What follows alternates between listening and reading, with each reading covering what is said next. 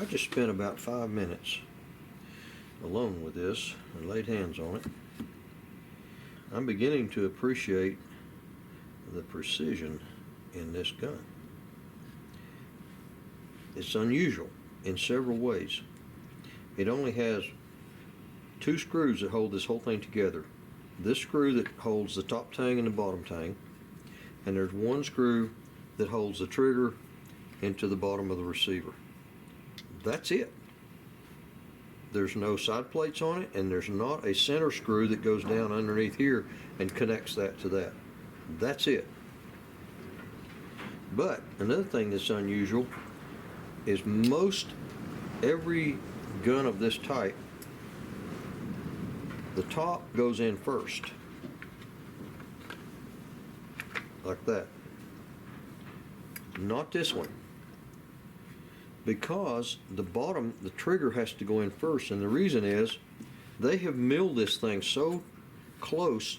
This little gap right here is tapered. It's wider at the top than it is at the bottom because these hammers flare out. This is wider than this, and you've got to put the trigger in first, and you can't even slide it in from the bottom. It has to come in from the front and slide back. If you do it right, it drops in place, and if you do it wrong, you split that. But there's probably not 15 thousandths clearance there, and probably 25 or 30 right there. And you can't take it straight out the bottom right there because it will split that. This is literally a tapered cavity where these hammers go, and they can't come in any way except from the front and push them back. When you do that, it drops in place. Springs for the hammers, one of them is milled further back, and I don't know why that is, but I'm confident whoever made this had a reason for that. I'll look into that later. So I'm looking to just copy all of this milling, and that I think is going to be fairly easy. It scares me how little wood there is left in these things, but I'm not going to try to reinvent that wheel. I might leave it a teeny bit thicker right in here, maybe an 1/8. It's not very big now. It's about it's 1.6. It's 1 1/16, basically, which is really fragile. So I was looking to see if I could leave a little more room in here. A little more wood in here, and I can't. It's just not made that way. It has to go together the way they built it. Another thing I found out is when you put this in, the bottom goes in first. It has to be in the cocked position. The hammers have to be back, and these hammer cocking levers have to be down. If you try to do it any other way, it will not work. So that comes in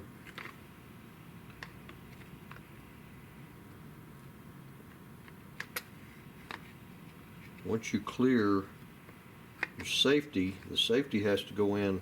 There's a slot right there the safety has to drop into. I'm not sure yet if the safety has to be on or not.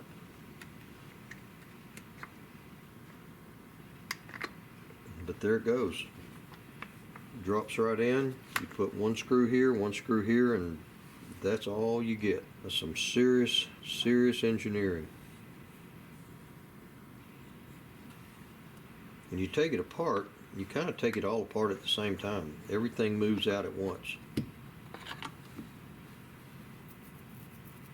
This is going to be fun. Woohoo! All right, I have measured back from the front, the very front of this, back to this opening, this cutout right here, the back end of that cutout, and that's an 1 7/16. So I need to trim off and smooth up some of this, so I went 1.5 inches. From the front of this to there's 1.5 inches. That's the back of that cut. And the opening is 9 9/10. It's 900 thousandths. I've got 45.450 from the center to this edge and from the center to this edge, and that gives me 0.9 across the gap. And I can mill that out to start with. Right there across those two pencil marks I got 0.83, so that's close enough. I'd rather start out a little small and get bigger and open it up, but I don't want to start out too big. So I've got to take that, just slice that whole thing out of there. I could probably do it on a bandsaw and then just clean it up on the mill.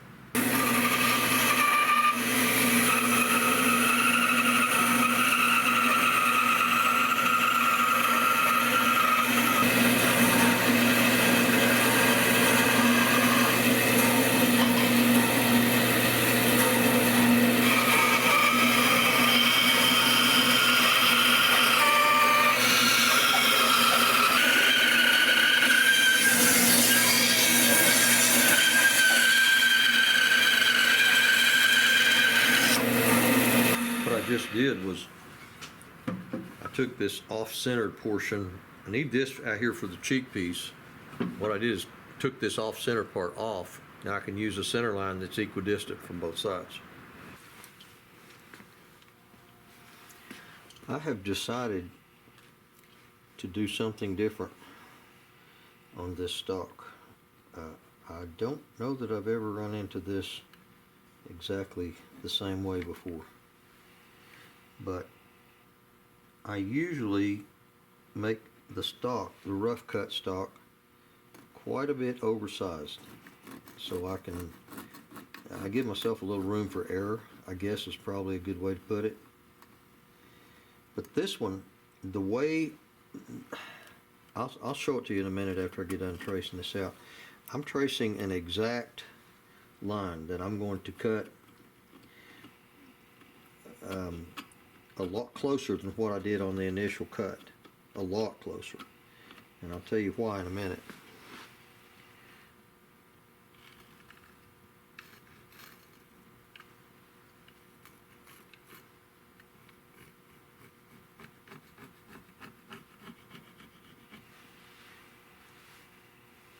Alright, I've done an exact as I can tracing of this profile.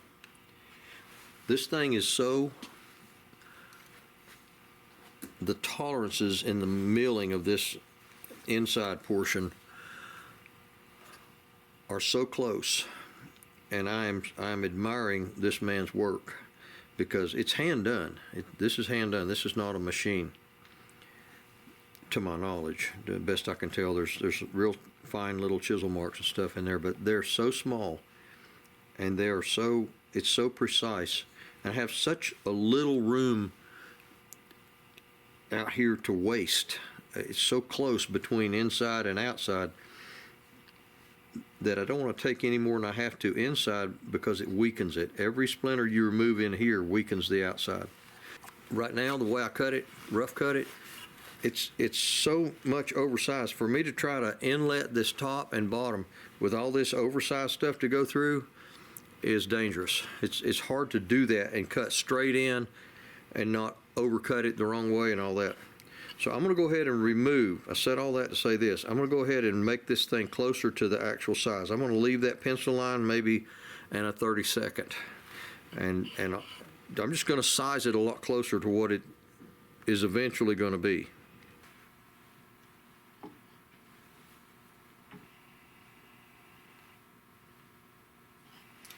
I can't really lay this piece of metal anywhere real close to that because I'm being held off on about 6 different ways. But I can line up this little notch with this little notch in the wood, and I can get oh my goodness, I hope I can get an approximate drawing. I'm going to do some cutting out to relieve for this safety to drop down in there. and I'm going to just go at it slowly and take out what I know has to come out, and stop before I get too far, and just go at it gently. That safety is 3/8 of an inch wide. So if I take out 3/8 back to here, that might let me get away with it. 3/16 on each side of the middle.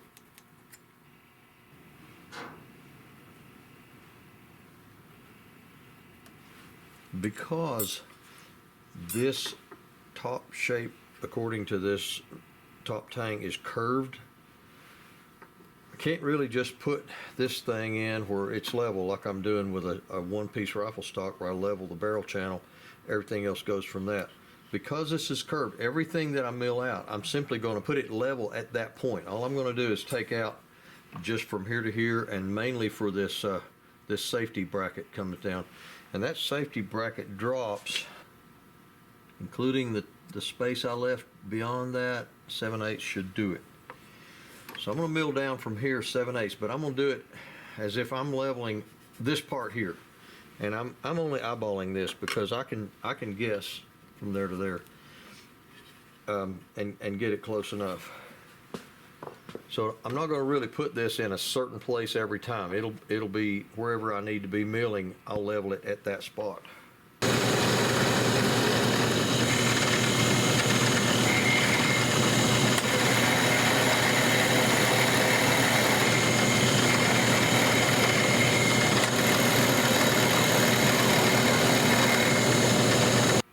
Okay, the total width of the outside of this, straight above that safety bracket, is a little bit less than 1/2 of an inch.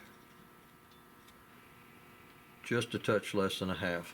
So I'm taking out 3/8 wide for that safety bracket. So whatever I do up here, it's going to be, it'll be hidden by this top plate. This thing is, the tolerances are so close, it's got me walking on eggshells.